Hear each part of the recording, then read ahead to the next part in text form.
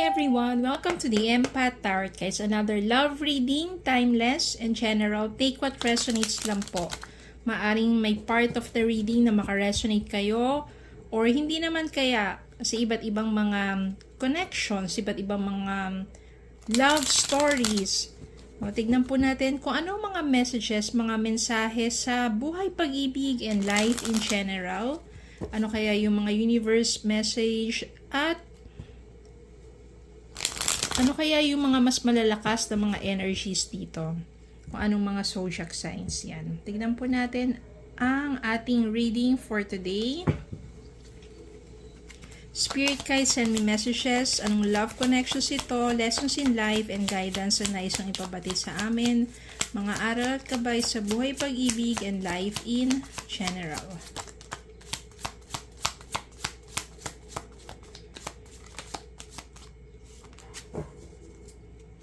And let's start with these cards. Death. The Emperor. High Priestess. Two of Pentacles. Queen of Wands. Ace of Pentacles. Okay, para sa death. No, death, then the High Priestess and Queen of Wands. So, tingnan natin to. Death, High Priestess and Queen of Wands, no? May malaking transformation sa love life mo. Ito kasi yung Death card, transformation yan.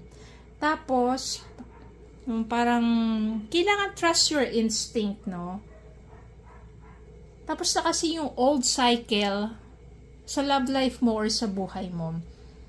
Trust your intuition, may mga bagay na hindi pa fully revealed. Kasi minsan, di ba, parang meron pang something which is unfolding. Hindi pa fully revealed, pero trust your intuition, no?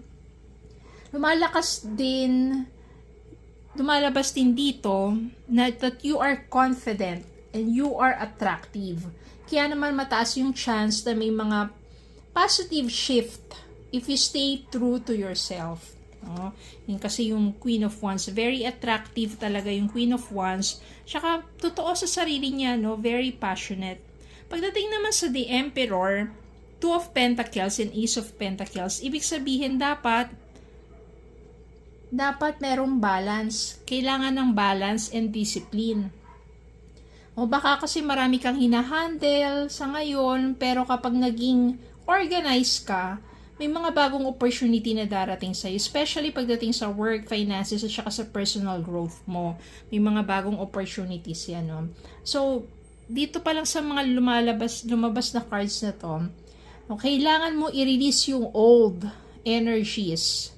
No, kung tapos na yung mga love life mo, yung mga nakaraan na yan, no, magkakaroon kasi ng transformation, panibagong simula, pagbabago. Trust your instinct, stay grounded, and a new opportunity will open for you. Hindi lang pagdating sa love life, pagdating din sa finances mo. New opportunity sa finances, at saka yung meron ding tamang taong darating para sa'yo. Tignan pa natin to. Bottom of the deck, Three of Swords, the Star.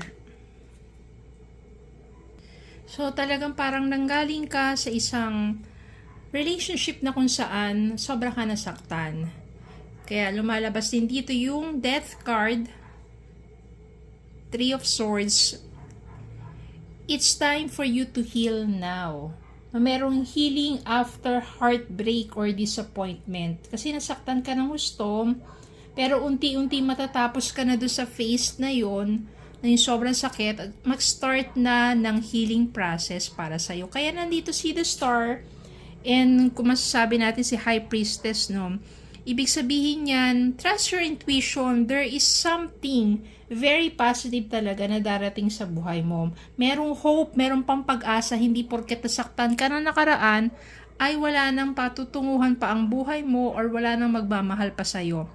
Maniwala ka, merong tamang taong magmamahal sa'yo. Yung pananakit sa'yo ng isang taong yon, it's just redirection to the right person. Okay?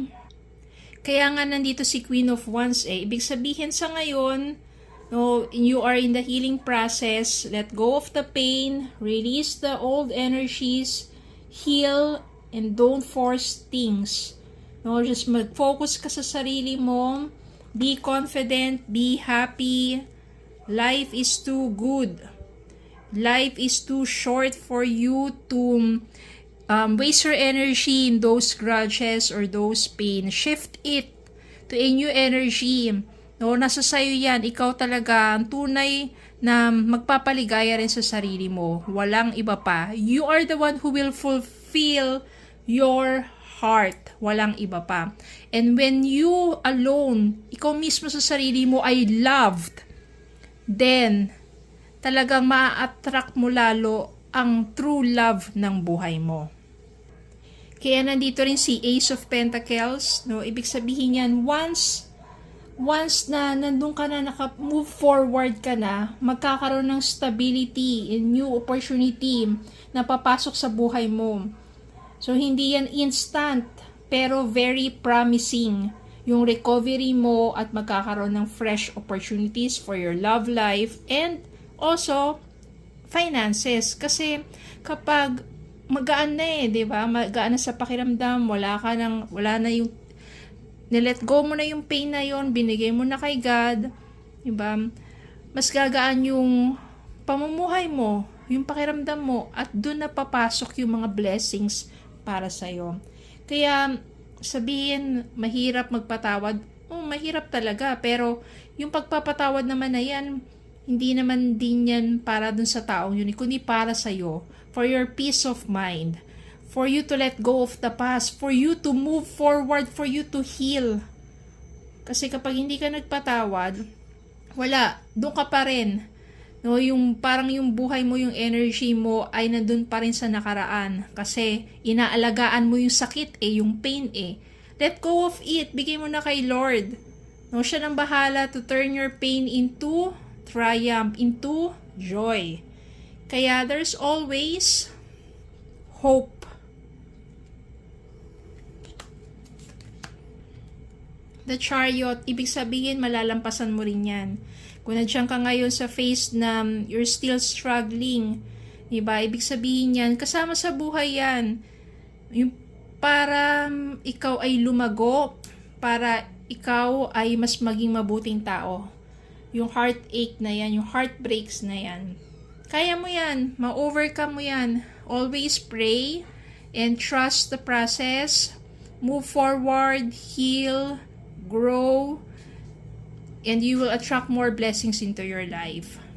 So, yun lang po. Maraming salamat po for watching. Please don't forget to like, share, comment, subscribe, follow me on Facebook and YouTube. Have a good day po and God bless.